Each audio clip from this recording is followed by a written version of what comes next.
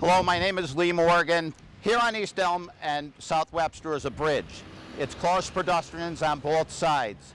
It's been like this for an extended period of time. We have a lot of problems with infrastructure in the city and no budget or no capital budget to answer the problems that we confront in this city.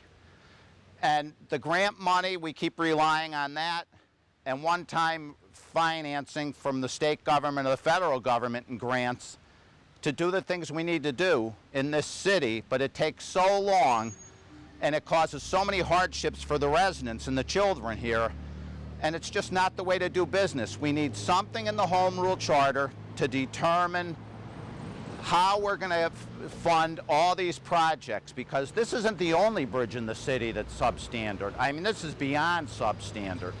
And we have every excuse in the world why we can't maintain this city, and it just didn't happen today. Now, if you look at Naog Park, Kinjorski's bridge is there. That bridge cost $1 million and it goes to absolutely nowhere. Okay, it's down from the treehouse. Here's where we need the bridge. Okay, when Mayor Doherty was in office, he did a lot of silly projects and kept talking about restoring the pride. We didn't need the pride restored, we needed the city maintained, and it just hasn't happened over an extended period of time. And with the school over here, it's just a mixed bag, because the street behind the school is not maintained. There's overgrown vegetation everywhere there.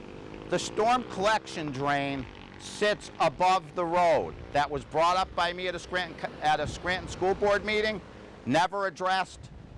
You know, we just keep throwing money and wasting money. It just never stops. And you know, you have to ask the residents, you know, look down at the kids that are going to inherit this city and ask yourself one question. What are you leaving them? Because at one time there were 103,000 people in this city. Now there's roughly 80, maybe even less than that. And we just have a government that's totally dysfunctional.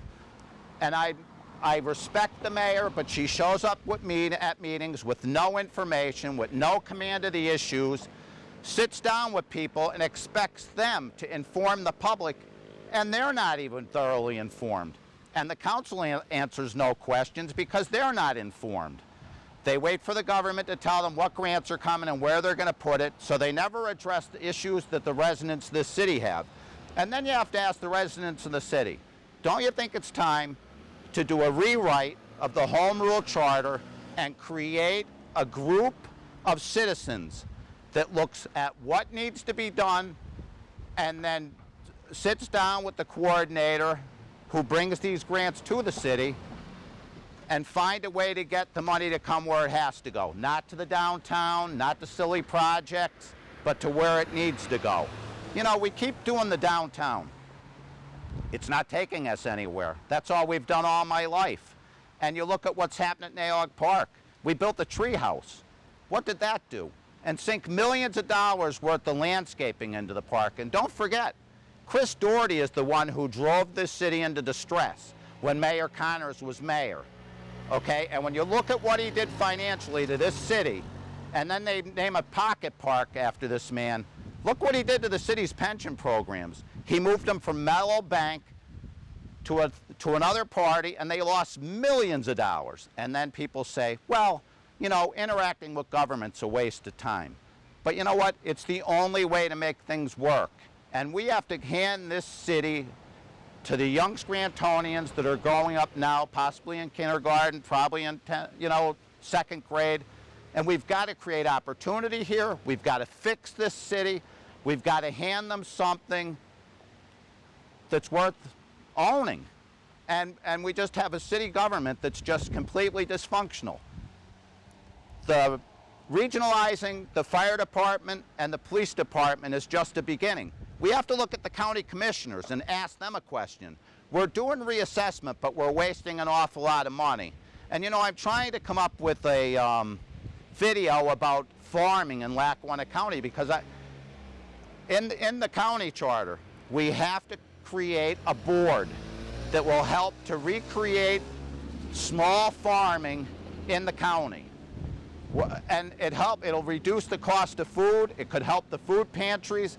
There's just so many things we can do with a rewrite of the charter. So, you know, I'll do another video after this, and I hope you stick with me and get involved in some way, because, you know, we've got to save this city, and we've got to save this county, and we can't tax people out of their homes to do it, and we've got to hold the government responsible for their actions, and they've got to begin to start answering to us. When we ask a question to the council, we ask the mayor of council at a question. We need access to the government.